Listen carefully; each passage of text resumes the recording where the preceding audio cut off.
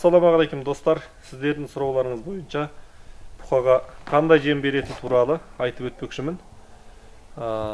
Қазір соны қалай араластыратынын, қанша пайыз қосатын барлығын айтып өтетін боламын.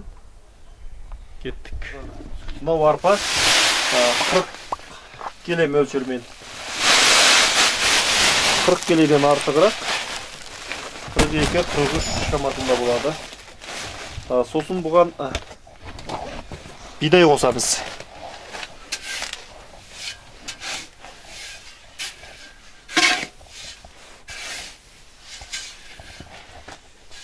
Мынау бір 12-13 килограмм болады мына шелекпен.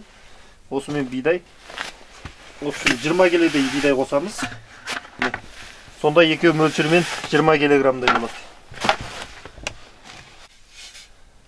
Осы жазып бірақ араласатындай қою керек. Сосын бұған күнжара қосамыз.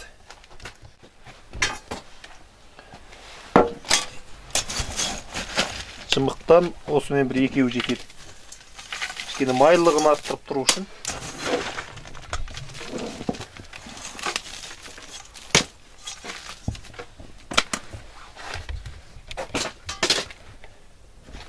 Мынау кебек 20 килограммдық, бұның жартысын қосылған. Мынау жартысы енді 10 килограмм.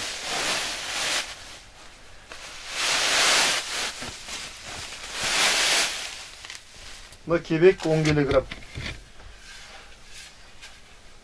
Бұл кебек енді малдың ас қорыту жүйесіне пайдасы бар. Ол кішкене ауыр кетеді да, малыңыз жеміне тез қайтып қалады. Сол үшін кебек қосылады, арпа қосылады. Ет жинау үшін бидайдың орны жоғарырақ. Енді бұған жүгері қосылады тағы да. Жүгеріні салып алдық 20 килограммдай. 17-18 килограмм мөлшерінде бұл енді. Үстінде жазып аламыз дағы. Барлығын араластырамыз.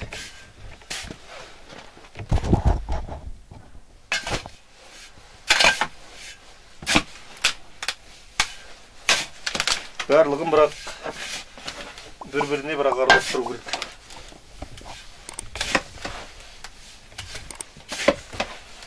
Бұл жемді дайындау тәсіліміз.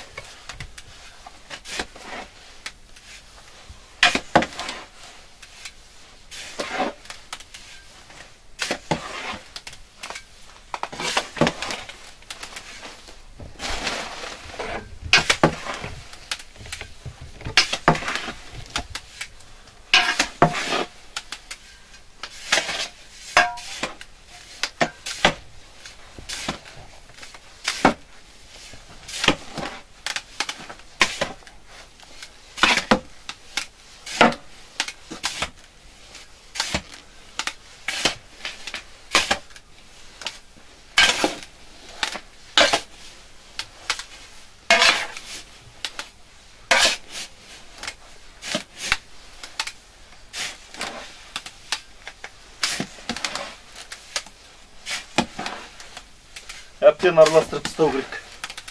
Сол кезде барлығы дұрыс теңшеледі. Енді малыңыз көп болса, үлкен жерге араластырсаңыз да болады, мөлшегімен. Ал енді мен де өзім малыма қарай, өзіме ыңғайлырақ осылай жасадым. Жақсы, сау болыңыздар.